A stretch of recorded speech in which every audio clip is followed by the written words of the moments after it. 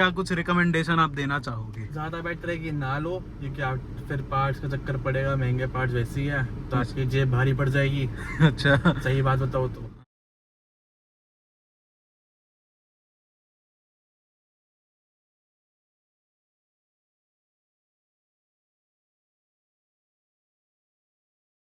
नमस्कार जी, मैं शुभम सांगवान, स्वागत है आप सबका मेरे चैनल पर। आपको एक दिख रही होगी जर्मन की गाड़ी, जो मैं कह सकता हूँ भारत में अपना सेगमेंट में आई थी, इंट्रोडक्शन में आई थी। और जब आई थी तब से लेके जब तक ये गाड़ी थी तब तक इसके जो फेस कहूँ, चेहरा कहूँ, फीचर्स कहूँ, इंटीरियर्स कहूँ, एक्सटीरियर्स कहूँ, उसमें 19-20 का फ़र्क आया था। लेकिन थ्रू आउट फॉक्सवैगन ने अपनी लाइफ में, पोलो में और वेंटो में जो है इंजन्स की कमी नहीं रखने दी। डीजल आपको 1600 मिलता था, 1500 मिलता था, पेट्रोल 1500 MPI मिलता था, जो भी अपना 1500 TSI मिलता था, 1600 TSI मिलता था, 1600 MPI मिलता था, 1200 TSI मिलता। मतलब मैं गिनता गिनता थक जाऊंगा, इतने इंजन जो है फॉक्सवैगन ने अपनी गाड़ी के अंदर दिए थे। लेकिन इन सब इंजनों की चलो बात अलग है, परफॉर्मेंस में हल्का बहुत फ़र्क आता है। जैसे इस गाड़ी के अंदर मौजूद है 1600 सीसी का MPI का इंजन, TSI नहीं है, टर्बो नहीं है, एन जो MPI का इंजन इसमें आता था, जो अपना 103 bhp और करीब करीब 150 Nm का टॉर्क अपना निकाल के देती थी। जबकि TSI वाला जो इसमें इंजन आता था 1.2 इसके टाइम में, उसमें पावर तो इतनी थी 103, पर टॉर्क की अगर बात करूँ तो था वो 1200 सीसी का, बट उसमें टॉर्क अच्छा खासा अपना 175 Nm का आ जाता था। ये परफॉर्मेंस वाइज कैसा है, इसकी परफॉर्मेंस की जो बातें हैं वो सारी जो मैं है बाद में एक अलग वीडियो में बात करूंगा, खुद चला के इस गाड़ी को देखूंगा और ड्राइविंग एक्सपीरियंस आपको इस गाड़ी का बाद में मिलेगा। आज जो है ना, जर्मन गाड़ियों के सुख, जर्मन गाड़ियों के दुख सारे जानते होंगे। मतलब अगर आप यूज्ड मार्केट में जर्मन गाड़ी लेना चाहते हो, निकलते हो कि मैं यूज्ड गाड़ी उठाऊं, कोई 13-14 मॉडल, जैसे ये गाड़ी 2014 मॉडल है पेट्रोल, 15 साल चलेगी, 2029 तक चलेगी। लेकिन इस गाड़ी को ओन करने के सुख क्या है, इस गाड़ी को ओन करने के दुख क्या है, ओनर कैसा कुछ उनका एक्सपीरियंस रहा है थ्रू आउट 9 साल, वो सारी बातें मैं आपके साथ मतलब इस वीडियो में करूँगा। सबसे पहले इसके डिज़ाइन की अगर मैं बात करूँ, आगे से पोलो वेंटो बराबर है, ठीक है। यहाँ से मैं देखूँ, पोलो भी ऐसी दिखती थी, वेंटो भी ऐसी दिखती थी। और थोड़ी देर अगर आप खड़े हो ना, आपको हल्का हल्का जो है वर्टस का टच मिलेगा, यानी कि वेंटो गई, फॉक्सवैगन वालों ने वर्टस कर दी लॉन्च। पोलो भी लॉन्च करते हैं तो अच्छी बात है। तो फ्रंट इसके लुक की बात करूँ ना, नॉर्मल लाइट्स एंड तक भी इनने मतलब थोड़ी बहुत जो है स्मोक करा था, बाद में हैलोजन ही थी, LED का कोई काम नहीं, प्रोजेक्टर का कोई काम नहीं, लाइट आपको ऐसी मिली थी। बम्पर में आपको थोड़ा बहुत बाद में फ़र्क मिला था। इंजन में मैं कह रहा हूँ, इतने इंजन दिए फॉक्सवैगन वालों ने इतना जो है hit and trial method use करा इस गाड़ी के ऊपर, या अपनी पोलो के ऊपर, कि मैं क्या ही बात करूं। इसके कंपटीशन में भाई उस टाइम आती थी स्कोडा की रैपिड, ठीक है। और जिनको नहीं पता, जब इनकी पोलो आती थी तब स्कोडा वालों ने फाबिया भी निकाल रखी थी, वो तो खैर किसी ने खरीदी ही नहीं, तो स्कोडा वालों ने आगे फिर बेचने की सोची ही नहीं। तो इसके पीछे आऊँ भाई, अपना जो होंडा सिटी का सेगमेंट, hyundai वर्ना का सेगमेंट, उस सेगमेंट में जो है ये गाड़ी स्टैंड करती थी। सडान में ये गाड़ी आती थी। इंटीरियर में अगर स्पेस की बात करूँ, पोलो से आपको 19-20 थोड़ी सी ज़्यादा मिलती थी पीछे, एक्चुअली बहुत ज़्यादा मिलती थी पोलो से अगर मैं कंपेयर करूँ, क्योंकि पोलो में बैठा हुआ पीछे कोई जगह नहीं है। तंग आपको करने वाली है ये टनल, ट्रांसमिशन टनल। अब यहाँ जो है ना, मैं 6 फुट का हूँ, इस सीट पर मैं बैठा था, मैं अपने कंफर्टेबल लेवल में कर रखा था। यहाँ अगर बैठूंगा ना, लेग स्पेस नामक चीज़ नहीं होगी मेरे लिए, और इसके ओनर को बिठा दिया, वो तो मेरे से भी लंबा है, वो तो बिल्कुल नहीं आने वाला। अब आ जाता हूँ भाई, फॉक्सवैगन क्यों इतनी प्रसिद्ध थी। दरवाजे की मोटाई देख रहे हो, मोटापा देख रहे हो, और बंद करूँ, आवाज़ सुनिए। फॉक्सवैगन वाले ना अपनी एडवर्टाइजमेंट भी ऐसे करते थे कि यहाँ चढ़ के यहाँ चढ़ गए, कूदेंगे कूदेंगे, ना गाड़ी हिलेगी ना दरवाज़ा हिलेगा, तो ऐसी इसकी एडवर्टाइजमेंट होती थी। लुक वाइज हमेशा से डिसेंट रही है, कभी स्पोर्टी इसका नेचर नहीं आया है। इससे ऊपर कोई फॉक्सवैगन वालों ने फिर गाड़ी लॉन्च भी नहीं करी थी, अगर मैं सेडान सेगमेंट की बात करूँ। जब भी स्कोडा जो है अपनी लॉरा और सुपरब इन सब के साथ खेलता था, इसमें मतलब जेटा वेटा भी आती थी इसमें, बट उसका इतना कुछ नाम रहा नहीं था। तो ठीक है भाई, एक्सटीरियर की मैंने सारी बातें कर ली हैं। इंटीरियर में चलूँ तो नॉर्मल चीज़ है, ठीक है। इंटीरियर में बैठ के जो है एक्चुअली मैं सारी बातें करूँगा। तो क्या इस गाड़ी के सुख हैं, क्या इस गाड़ी के दुख है, वो शेयर करने वाले हैं आज मेरे साथ इस गाड़ी के ओनर। और कितने किलोमीटर चलाई है इतने सालों में, मेरे को एक्चुअल में हंसी आती है उस चीज़ के ऊपर कि इतनी इस गाड़ी को ना मैंने अपनी नज़रों के आगे कब से देख रहा हूँ, 2016 से इस गाड़ी को मैंने अपनी नज़रों के आगे देखा है। दोस्त की गाड़ी है, तो बुला लेता हूँ ज़रा उस ओनर को, फिर देखता हूँ भाई उनका क्या कुछ रिव्यू रहा है इस गाड़ी का, क्योंकि इसके अंदर मैं बैठा कुछ कमियाँ मेरे को दिखी, सारी बातें जो मैं ओनर के मुंह से ही जानूंगा। तो हाँ क्या, हाँ फिर करियो ऐसे लड़कियों की तरह तो आज है भाई मेरे साथ वंश, मेरा पुराना मित्र, हाथ मिला ले, बेशरम हूँ, कहीं कितने महीनों बाद मिला है, बट इट्स ओके ब्रो। 1.5 साल बाद करीब, चलो ठीक है। हाँ जी, आप बताइए कि 2016 से तो मैं इस गाड़ी को देख रहा हूँ, और आपने जो है 2014 में मेरे ख्याल में ये गाड़ी परचेज करी थी। तो फॉक्सवैगन कोई इंसान आज की तारीख में लेने निकले तो आज तो वर्टस का ऑप्शन है, ठीक है, बहुत बढ़िया गाड़ी आ रखी है आज की तारीख में, नो डाउट। अगर कोई यूज्ड वेंटो लेने के लिए निकले तो पहले मेरे को इस गाड़ी की कहानी बताओ कि इस गाड़ी के सुख क्या हैं, इस गाड़ी के दुख क्या हैं, और आपका उन एक्सपीरियंस कैसा रहा है बेसिकली 9 साल का इस गाड़ी के साथ। 9 साल का एक्सपीरियंस तगड़ा रहा है, कोई दिक्कत नहीं, चलाने में कोई दिक्कत नहीं आती। हाँ, driving pleasure is very sexy, कोई दिक्कत नहीं है। अच्छा, बट सबसे बड़ा मेजर दुख जो आता है वो आता है ऑब्वियसली चिटाना नीची गाड़ी है, हाँ, ग्राउंड क्लियरेंस का आता है, हाँ, और आपके ऑब्वियसली जर्मन गाड़ी पार्ट्स महंगे हैं, उसका दुख तो आता ही आता है। अच्छा, जैसे हाँ, सर्विस में क्लच प्लेट बदलवाई थी, हाँ, 25,000 रुपए की क्लच प्लेट बदली है पूरी। 25,000 रुपए की इस गाड़ी की क्लच प्लेट हमने सुनते ही पहले तो 4 गाड़ियां दी फोक्सवैगन सर्विस सेंटर वालों को हाँ, कि क्या ये तो रेट वगैरह लगा रखा है, इतना थोड़ा कम करो। हाँ, और फिर फीडबैक भी बड़ा दिया, कहते हैं हाँ सर हम देखते हैं, पार्ट्स थोड़े ज़्यादा ही महंगे हो गए। एक स्विच मानोगे नहीं, एक स्विच विंडो का 6,000 रुपये का स्विच आता है वो 6,000 कितना सा इतना स्विच आता है 6,000 रुपये का। अच्छा, खैर LED लैम्प वगैरह भी 3,000 रुपये के आसपास की आती है। तो पार्ट्स काफ़ी महंगे हैं, चलाने में कोई दिक्कत नहीं आती है, पावर भी ठीक ठाक है इस गाड़ी के हिसाब से, सबके इंजन लगा हुआ है। हाँ, वैसे तो गाड़ी ठीक चलती है, बाकी बताइए थे आपको दुख तो सारे दुख तो मतलब सर्विस रिलेटेड आपके इशू इस गाड़ी के साथ क्या कुछ रहे। देखो पैसा अलग चीज़ है, सब जानते हैं भाई कितनी एक्सपेंसिव है गाड़ी मेंटेन करने को, अगर जर्मन आप लेने जाओ तो। कॉस्ट की अगर मैं बात करूँ, सिर्फ बेसिक सर्विस, तेल पानी चेंज कराया, फिल्टर विल्टर चेंज कराया, उसका क्या कुछ कॉस्ट आता है, इनिशियली क्या कुछ आता था जब आपने ली थी, और over the period of time अब क्या आता है। स्टार्टिंग में सर्विस का कॉस्ट नॉर्मल जो फिल्टर वगैरह चेंज होते हैं, उसकी तेल कह रहा है इंजन ऑयल वगैरह, 8,000 7-8,000 रुपये की सर्विस पड़ती थी। बट जब पार्ट चेंज होना शुरू हो गए तब तो गाड़ी की कॉस्ट ही बढ़ गई है। अच्छा, तो ये चल रहा है आजकल। तो मतलब ये गाड़ियाँ, मैं ये कहना चाहता हूँ, आफ्टर सर्विस में आफ्टर लेने के बाद दिक्कत देती है पार्ट्स में।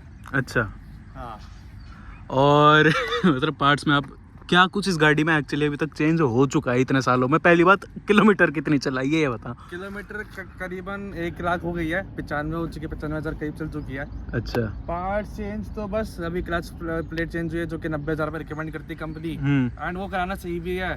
शॉकर फ्रंट वाले चेंज हो चुके हैं, बैक वाले नहीं हुए हैं। अच्छा, पीछे वाले भी तक कंपनी वाले चल रहे हैं। कंपनी वाले चल रहे हैं। इसकी जो डिस्क ब्रेक है, डिस्क ब्रेक नहीं है, ड्रम ब्रेक है बेसिकली, पीछे वाली, वो तो नॉर्मल चेंज होती रहती है, तो ऐसे कोई दिक्कत नहीं है। बाकी तो वही नॉर्मल सर्विस है। नीचे कैरियर लॉक, वो पार्ट प्लास्टिक का, साला 12,000 रुपये का आता है। क्या चीज, कौन सा ब्लॉक? कैरियर लॉक जो नीचे गाड़ी के इंजन कवर करता है कंपार्टमेंट। अच्छा, इंजन, हाँ, 12,000 रुपये का, 12,000 ही आती हो, 12,000 की आती है। तो जरा से भी टूट जाए, सर बदलवा लो, सर्विस सेंटर वाले बदलवा लो, वो तक फिर बाद में खुद ही कहते हैं चल जाएगी अभी। अच्छा, ये सीन है इसका गाड़ी का।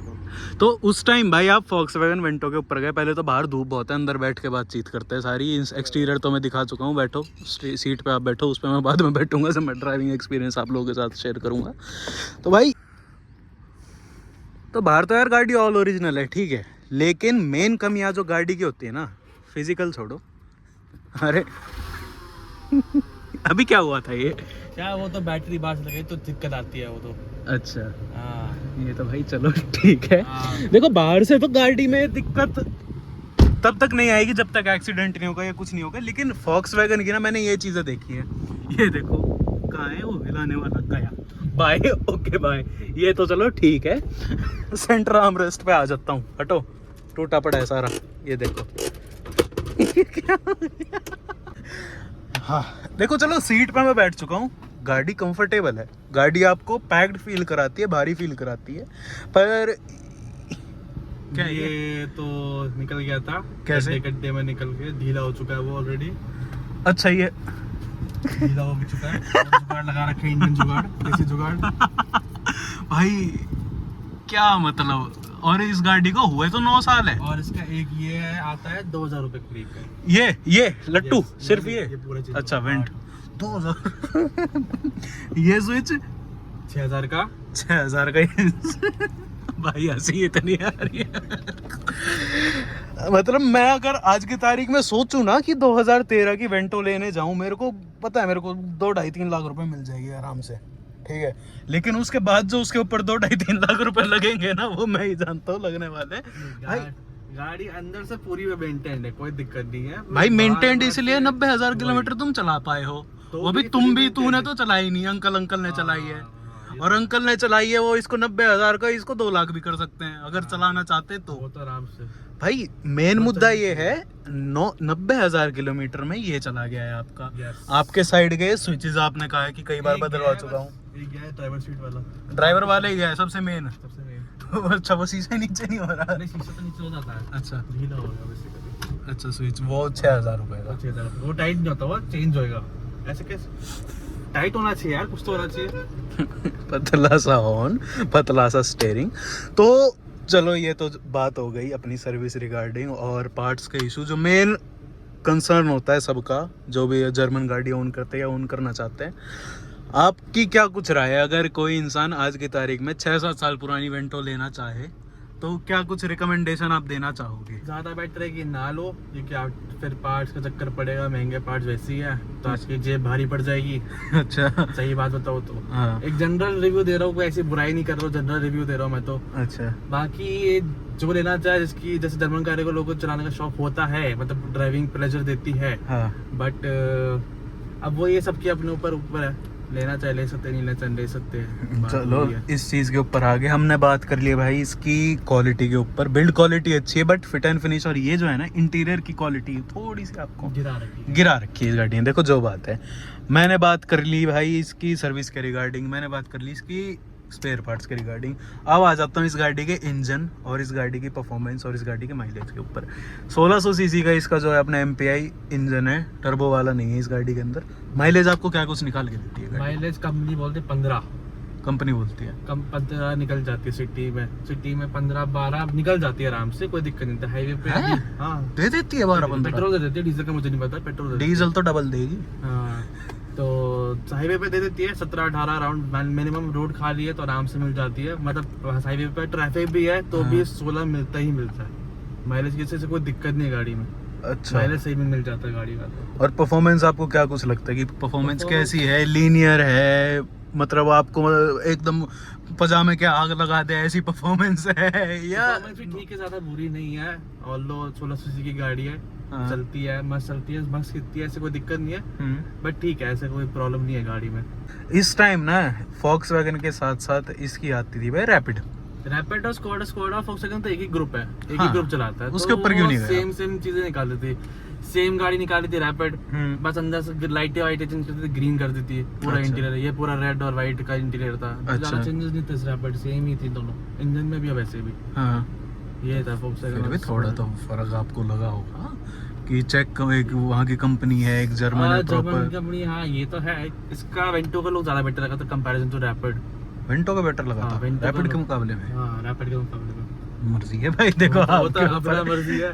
और इस टाइम भाई एक ऐसी गाड़ी भी आती थी जो मैं कह सकता हूँ आज तक भारत की नंबर 1 गाड़ी है, होंडा सिटी। मतलब ये जो सेडान का सेगमेंट है ना, Hyundai वर्ना भी आती थी, सिटी भी आती थी, ये आपकी वेंटो भी आती थी, आपकी रैपिड भी आती थी। तो उन गाड़ियों पे आप क्यों नहीं गए जो सब लेते हैं? इस गाड़ी के ऊपर क्यों गए जो थोड़ा लोग कम प्रीफर करते थे उस टाइम? अब तो हालांकि जर्मन गाड़ियां जो उनका चाल चलन अब अच्छा चल चुका है जब से वर्टस लॉन्च करी है Volkswagen ने। उस टाइम आप इस गाड़ी के ऊपर क्यों गए? पापा ने शुरू करी थी गाड़ी लेना, वेंटो से शुरुआत करी थी पहले, फिर वेंटो से अर्टिगा पे गए, अर्टिगा से सिटी पे गए। फिर सिटी थोड़ी सी पसंद नहीं आई थी, जब वो पुरानी वाली सिटी नहीं थी, एकदम कॉम्पैक्ट सी थी थोड़ी, उस पे गए थे, वो पसंद नहीं आई थी। तो सबके कंपैरिजन में ले ला के फिर हमने ये वाली ले ली कि चलो गाड़ी बड़ी भी तो डिग्गी बूट स्पेस का भी सही है, इसका ऐसा कोई इशू नहीं है बूट स्पेस का। बाकी तो इस चक्कर में तो उस टाइम मतलब प्रिपेयर्ड थे आप लोग कि जर्मन गाड़ी है, खर्चा मांगेगी, देना पड़ेगा। वो तो देना पड़ेगा क्योंकि होंडा सिटी खर्चा नहीं मांगती तुम्हारा। वो तो है, ठीक है। वो जापानी बिल्कुल जापानी है भाई, जर्मन जापानी। चलो बहुत बढ़िया। अब आ जाऊं भाई फाइनल इस गाड़ी के वर्डिक्ट के ऊपर। तो चलो चलाने का जो एक्सपीरियंस है वो मैं आप लोगों के साथ बाद में शेयर करूंगा। रिकमेंड करना चाहोगे या जैसे वही बात है कोई आज लेना चाहे? डिपेंड करता है, वही वैसे ना ही तो बेटर है। अब आजकल बहुत अच्छी गाड़ियाँ आ गई हैं 8-9 लाख 10 लाख में, तो वो ज़्यादा प्रेफर करेंगे लोग लेना। सेकेंड हैंड कोई क्यों लेगा। अच्छा, हमने कितने में ली थी? 9 लाख के करीब में ली थी हमने भी 2013-14 में।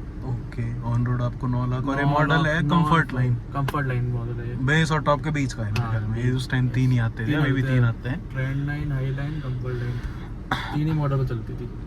तो अभी अगर आप मतलब कुछ प्लान है अभी गाड़ी अपग्रेड करने का या अभी वही 15 साल चलाएंगे फिर देखते हैं। 15 साल इसको रगड़ोगे अभी? मतलब 5 साल और 10 साल 6 साल और करीब रगड़ेंगे, देखना पड़ेगा। चलाने चली कितनी 90-95 चली है, 6 साल में और कितनी चल जाएगी? 12-13-14 हज़ार की रनेंगे महीने की, साल की महीने की इतनी होती ना ये गाड़ी अभी खोल के फेंक देती तुम्हें। हाथ जोड़ के वॉक्सवैगन वालों को कह रहे होते इसको ले जाओ, हो गया मेरा। अभी तो चलाएंगे 15 साल तक खींचेंगे फिर देखते हैं। तो उस टाइम डीजल गाड़ी के ऊपर क्यों नहीं गए? क्योंकि इसकी वेंटो का जो TDI आता था वो परफॉर्मेंस और माइलेज उस गाड़ी की बहुत बढ़िया थी। आपको डीजल गाड़ी पे इतना वो नहीं है कि ट्रस्ट सा कि डीजल गाड़ी लेनी है। खैर डीजल गाड़ी ज्यादा गाड़ी चलती है लोगों की हाई रोड पे, तो लोग कहते ज्यादा प्रेफर बहुत ज्यादा बेटर रहती है डीजल गाड़ी वगैरह। तो इसलिए हमारा रनिंग कम है, तो इस चक्कर में हमने ले ली थी पेट्रोल वाली। रनिंग कम है और 15 साल वाला झंझट हो जाए इस चक्कर में पेट्रोल। मतलब आज की तारीख में सुखी हो, हाँ कह सकते हैं सुखी है बस। सुखी है बस। तो ओवरऑल मतलब इस गाड़ी को आप कहीं लंबे ट्रिप पे लेके गए हो? चंडीगढ़ गए थे। बहुत लंबा ले गए भाई यार। अब क्या करे, गए हैं बता रहा हूँ, इससे ज्यादा लंबा नहीं गए। चंडीगढ़ वो वही महीने चले थे ज्यादा से ज्यादा, फिर घर वाले भी कहते थे। तो मतलब इसको कभी पहाड़ों की तरफ अभी जाऊंगा बिफोर देहरादून बहुत दूर जा रहा है भाई। फिर और ऊपर ले जाएंगे, क्या दिक्कत। तो मतलब आज तक इस गाड़ी ने मतलब पहाड़ों वाली टेरेन नहीं देखी है? वो नहीं देखी 9 सालों में नहीं, पहाड़ वाली नहीं देखी। इसने बस हाईवे थोड़ा बहुत देखा है, थोड़ा बहुत। और सेडान मतलब हाईवे पे ही एक्सेल करती है। तो इसकी आपको राइड क्वालिटी रिगार्डिंग कोई इशू, कंफर्ट रिगार्डिंग कोई इशू? गाड़ी भी ठीक है। खैर 10 साल पुरानी गाड़ी होगी तो सीट तो दबी जाती है, वो तो खैर दब गई है थोड़ी बहुत। आगे की दबी गई है, पीछे लोग ज्यादा बैठते नहीं है, पीछे की सही है और ये वाली भी सही है। ये वाली है थोड़ी दब सी गई है। अच्छा, तो वो सही करवाई थी थोड़े दिन पहले। अच्छा चलो ये भी ठीक है। तो आज की तारीख में चलो आप कह रहे हो कि अपग्रेड नहीं करनी, बट आज की तारीख में अगर मान लो आपके पापा खुश हो गए किसी चीज से, यूँ बोल दे कि चलो नई गाड़ी ले लेते इसको बेच लेते, तो कौन सी आप प्रीफर करना चाहोगे?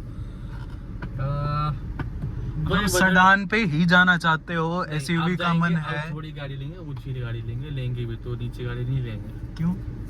हमारी देश की सड़कें भाग के बहुत सेडान खरीदी उस टाइम तो बहुत सेडान खरीदी थी।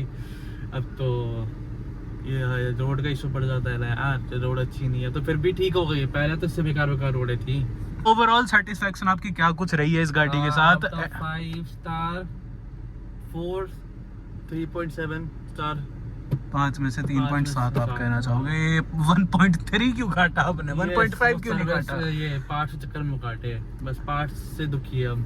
अच्छा, तो आफ्टर सर्विस की जो कॉस्ट आती है ना पार्ट्स की, वो बड़ी दिक्कत देती है।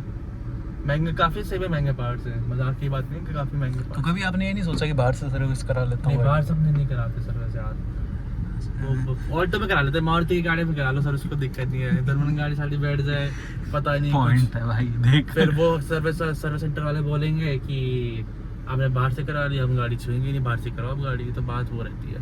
ओके, तो गाड़ी में मेरे को ऐसा बताओ, मतलब 5 आप ऐसी बता दो खूबियां कि आपको और गाड़ियों से अलग लगी, बढ़िया लगी, और 5 कमियां बता दो इस गाड़ी के अंदर। फिर बता दी मैंने, वापिस बताओ, अच्छा लग रहा है सुन के मेरे को। इतने गाड़ी की बेइज्जती नहीं करते। चलो फिर भी मतलब शॉर्ट एंड स्वीट एक बार इस गाड़ी का आप वर्डिक्ट बता दो। ये थोड़े पार्ट्स अच्छे होने चाहिए, दूसरा क्या बोलते हैं, कंफर्ट सही है गाड़ी का, कोई दिक्कत नहीं, चलाने में भी ठीक है, प्लेजर ठीक है, मस्त मजे आते हैं चलाने में, लॉन्ग ड्राइव पे मजे आते हैं यूजुअली, मैंने खुद चलाई है। चलो कोई नहीं, गाड़ी आप अपनी रनिंग में डिपेंड करता है, फालतू में थोड़ी घुमा रहे कम चल रही है गाड़ी को घुमा बट चलो ओवरऑल मतलब जर्मन गाड़ियां आप अगर यूज मार्केट में खरीदने जाओ तो मैं यही कहना चाहूँगा, सोच समझ के लेना। 2015 के बाद की आप सोच सकते हो, क्योंकि वो कंडीशन वाइज आपको ठीक मिलेगी। हालांकि पेट्रोल जो थी ना ये वेंटो, इसके आपको इंजन रिगार्डिंग इशू नहीं आएगा। इसका जो डीजल का इंजन था ना, उसके इंजन रिगार्डिंग बहुत इश्यूज आए थे, but it is what it is. और बाकी ओवरऑल सेटिस्फेक्शन गाड़ी के साथ ओके। खुश हो, 9 साल की रिपोर्ट, 1 लाख किलोमीटर की रिपोर्ट गाड़ी की सही है। ऐसे कोई दुख दर्द नहीं है गाड़ी के साथ, बस थोड़ा सा बस वही एक चीज है, मतलब यूँ नहीं लगता कि इस गाड़ी को यूटिलाइज भी नहीं कर पा रहे ढंग से, लेकिन ये खर्चा भी मांगती है। नहीं ऐसा नहीं लगता, यूटिलाइज तो चलती ही कम है, जो हमारी रनिंग ही कम है, तो वो तो डिपेंड करता है रनिंग पे है। अच्छा चलो कोई ना। बाकी इस वीडियो का आपको शॉर्ट एंड जो वो है क्रिस्प, मैं आपको यही बताना चाहूँगा कि आप अगर यूज मार्केट में जर्मन गाड़ी लेने निकलो तो या तो 2015 के बाद की प्रेफर करना, और अगर पुरानी भी लो, इंजन वाइज आपको उस गाड़ी में कोई इशू नहीं मिलने वाला। गाड़ी के किलोमीटर कितनी चली हुई है वो डिपेंड करता है, और गाड़ी के इंटीरियर की कैसी हालत है वो भी डिपेंड करता है। और एक्सीडेंटल हुई ना भाई, अगर ऐसा खोल के ऐसे गीले गीले थप्पड़ मारेगी ना वो जर्मन गाड़ियां, स्कोडा हो चाहे वॉक्सवैगन हो, गीले गीले थप्पड़ मारेंगे, आपको बता रहा हूँ मैं। तो उस चीज से बच के, खैर थैंक यू ब्रो, आप अपना 1.5 साल बाद टाइम देने के लिए मारो भाई, मजाक के अलावा ये 2016 से ऐसा दोस्त है, बहुत परेशान करे मेरे को लाइफ में।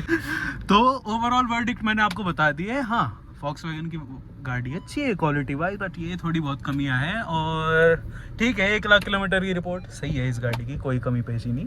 खैर यही थी कुछ आज की वीडियो, आशा करता हूँ आपको अच्छी लगी। ऐसी वीडियोस आपके लिए लाता रहूँगा, तब तक के लिए लाइक करना, शेयर करना, सब्सक्राइब करना, और यू नो दैट इट, मेरे को ज़्यादा बोलने की ज़रूरत नहीं। जो भी भाई ऐसे ही अपना कोई ओनरशिप एक्सपीरियंस शेयर करना चाहे मेरे को ज़रूर बता सकते हैं। इंस्टा की आईडी डालता हूँ, वहाँ जाके कॉन्टैक्ट कर लो। इंस्टा पे अगर मैं नहीं दिखूँ या आप लोग इंस्टा पे नहीं हो तो मेरे को ईमेल आईडी पे कॉन्टैक्ट कर सकते हैं। बाकी मिलते हैं अगली वीडियो में, और इसका जो है ड्राइविंग रिव्यू आपको जल्द मिलने वाला है। तो मिलते हैं अगली वीडियो में, तब तक के लिए by German nice, okay good night.